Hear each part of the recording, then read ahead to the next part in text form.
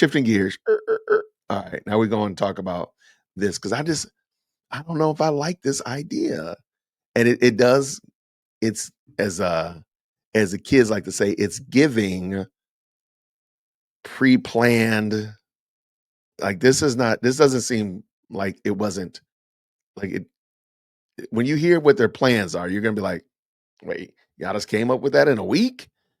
I'm sorry. Let me share the screen. That's what I should be doing, Jason. Instead of over here rambling. All right, let's go.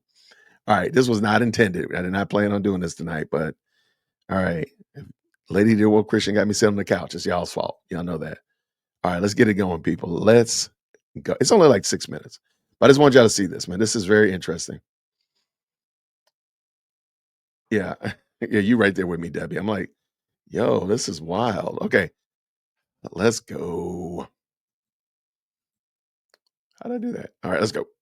He's more amenable to more families. Oh, wait, sorry. The wildfires have created a much bigger housing crisis in LA as people out of their homes now have to look for somewhere to stay. Yeah, that's right. David Lazarus is here in studio to talk about these issues. Laz, you've been all over this. People need a lot of help right now. So what are the experts saying? Boy, things are changing really, really fast. Earlier today, I spoke with a housing expert at USC named Marco Giacoletti, and we talked about a number of things. First of all, are rents going up? Yes, he says they are. But when I said, what, as much as 20%? He said, no, that might be too aggressive. So that might be a smidge of good news, even though he did acknowledge that short term, yes, there's probably going to be some price gouging on the part of landlords.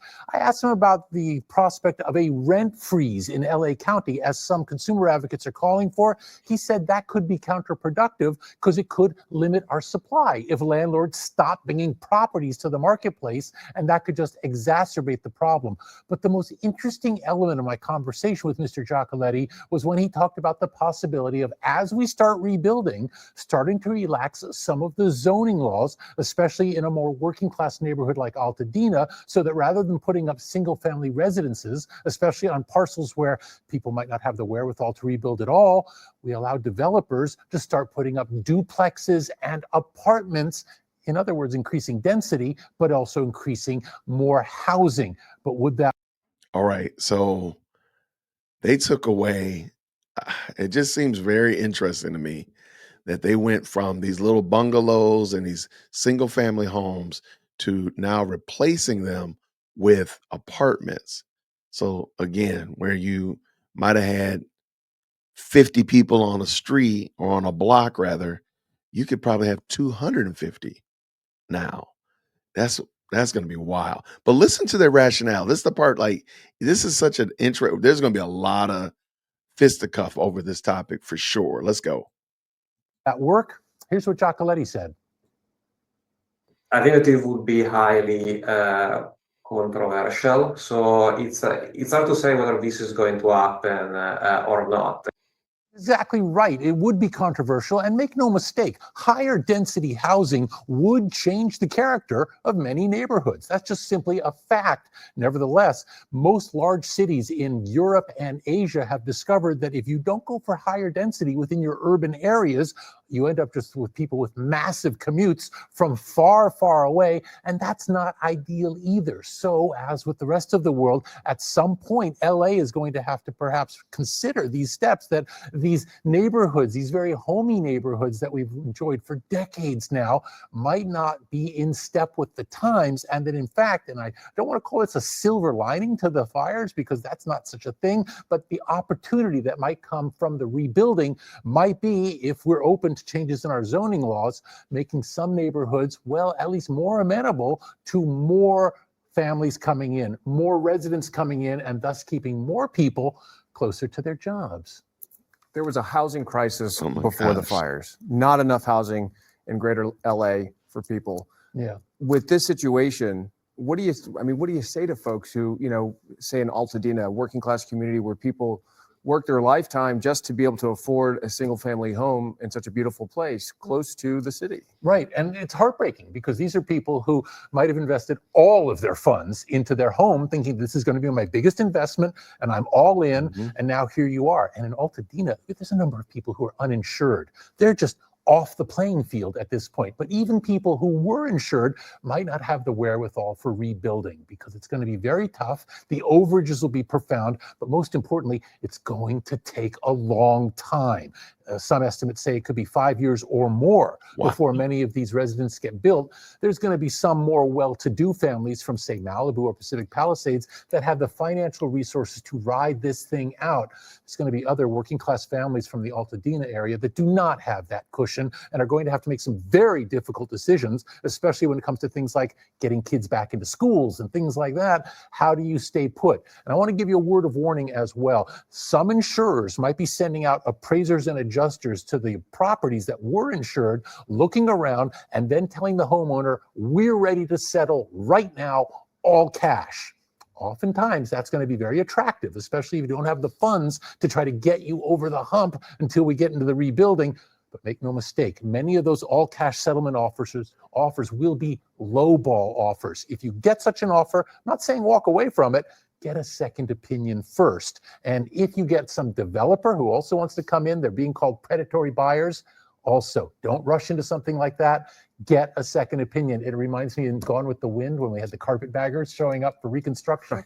We're going to see the same thing here. Right. It just feels grossly opportunistic, whether we're talking about the developers or rezoning an area that people wanted to live in because it wasn't a high density area. I was speaking with one housing analyst earlier, and I put the question to him. I said, quite simply, is this capitalism pure and simple, or is it heartless greed? The answer, yes. Yeah. To both. So if you are a homeowner who just lost everything, house incinerated, and your insurer comes around and offers you this all cash offer, you know it's lowball. You're saying get a second opinion. You're saying get a second opinion from another insurer? Or a real estate agent, or somebody who knows the marketplace, knows the values that are out there, also knows how values are going to change over time. Yeah. Right now, obviously, as we've talked about, the value of the structure, if your house is burned down, is zero. The value of the underlying land can still be profound. And as I heard from the LA County tax assessor yesterday, they've looked at all the fire hit regions and looked at the values of the properties there. It turns out that the underlying land makes up roughly 2/3 of the value. And you're still going to have to pay taxes on that going forward, although you can work out some forbearance or deferment so you're not paying all that right now. But for many working class families, it's going to be very, very tough to get from here to there. And that's the problem. That's why they are so vulnerable. So if you are, and I know we got to get a break, but if you are going to turn down that all cash offer, are you just telling your insurance company, hey, listen, kick rocks, we need more? Don't reject it out of hand, but do look around a little bit. Don't jump right at it. Also remember, your insurance policy almost certainly allows you to get some payment up front right now, and that's not going to be an all-cash settlement, finalizing everything. That's a part of a longer-term deal. Ask your insurance company about that. Ask them, how much can I get up front now before we settle down the road? All right. So that was that. I just thought it was a very interesting, just the idea of, because of density. I didn't realize that LA had a housing crisis pre-fire. So the idea of building apartments, because they're literally building a live work play. I call them live work plays down the street from my house, and I hate the look of it, but it's not as bad as I initially envisioned it. But I'm dreading to see the traffic that they're going to introduce, because it's right across the street from the high school. It's just going to be very interesting. So I'm definitely dreading how that's going to look. So imagine, but see, we've already had, this is not, I mean, we've had apartments and large use facilities around my house before already. So it's not, brand new. I can't imagine if I lived in a town or an area that, little bungalows and little cottages and the such of that nature. Now all of a sudden, now you're going to bring, a 250, 300 unit apartment building, that or townhouse unit, whatever you want to call it. That's going to be wild. So I'm not certain how that's going to work, but I'm definitely looking forward to seeing what happens. And again, I'll report back when I sit down with my friend and their family this weekend. I'll let y'all know, just kind of how that conversation went, but it won't be on camera or anything of that nature. And because I can only imagine what they're dealing with right now, with the fact that, again, everything they had is now gone. And now people are wrangling about the land and taxes and mixed use versus density and all this kind of stuff like that. That is going to be wild. So everybody, I want to thank you so much for tuning in with us. I appreciate all of y'all. If you don't mind, hit that like button if you didn't already do so. And by the way, thank you so much for helping me hit 50,000 subscribers before Tiffany Henyard gets booted out of the mayorship of Dalton. So apparently the election is at the end of February. So that's going to be pretty aggressive, but definitely by the end of April, I would love to hit 50,000 subscribers. So let's try our best to do it. So if you haven't already subscribe to the channel, make sure you hit that bell notification, all that kind of good jazz. And what are you subscribing to? Dear Woke Christian, we give social and political commentary from a Christian male perspective. Sometimes we have late night commentary like this and lots of shenanigans, but I do appreciate each and every one of y'all. So, hey, let's do this again real soon. Thank you again. And until then, everybody, grace and peace. Take care.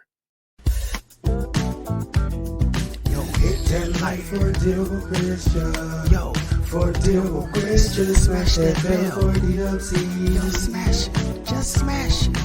Hit that like for deal with Christian. For deal with Christian. Smash that bell for DLC. Yo, smash it. Just smash it.